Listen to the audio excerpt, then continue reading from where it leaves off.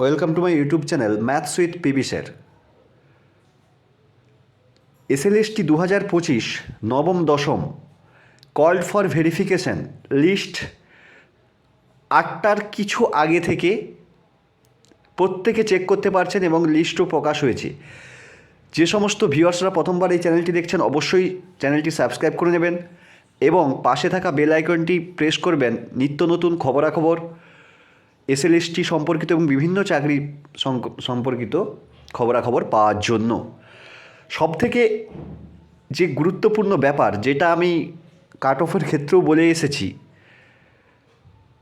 আগেই বলেছিলাম প্রচুর ফ্রেশার্স ডাক পেতে চলেছে নবম দশমে, এবং এখনও পর্যন্ত যা ট্রেন্ডস আমার কাছে যা খবর আসছে, প্রচুর ফ্রেশার্স ডাক পাচ্ছে। এই ফ্রেশার্স যারা ডাক পেয়েছেন তাদেরকে অবশ্যই শুভকামনা, এবং যে সমস্ত যোগ্য চাকরিহারা শিক্ষক রয়েছেন তাদেরকেও শুভকামনা যারা ডাক পেলেন।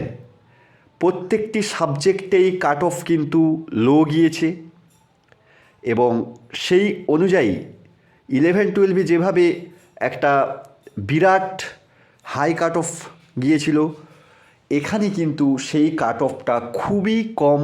বলতে গেলে যেভাবে 11-12 হাইপ করা হয়েছিল সেই তুলনায় কিন্তু নবম দশমের কাট অফ কম গিয়েছে আমার কাছে এখনও পর্যন্ত যা খবর।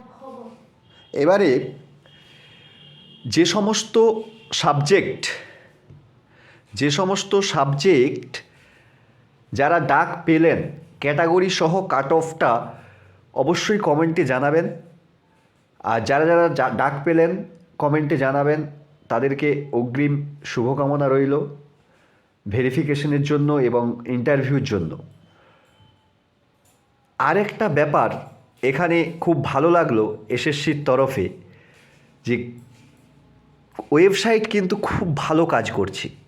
যে জিনিসটা 11-12 ক্ষেত্রে হয়েছিল, ওয়েবসাইট কাজ করছিল না মধ্যরাতে এবং এমনকি ভোর রাতে গিয়ে সকলে রেজাল্ট চেক করতে পারছিলেন।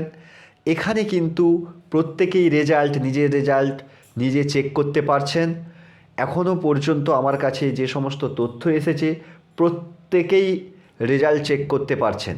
তাই অবশ্যই বলবো যারা যারা এখনও রেজাল্ট চেক করেননি, ভেরিফিকেশনে ডাক পেলেন কি না তারা অবশ্যই চেক করুন। এবং কাট অফ কম গিয়েছে, ফ্রেশার্সরা অনেক ডাক পাচ্ছে, বিশেষ করে যে সমস্ত ক্যাটাগরি ফ্রেশার্স রয়েছেন তারা ডাক পাচ্ছেন, এবং সায়েন্সের সাবজেক্টের কাট অফ কিন্তু কম গিয়েছে।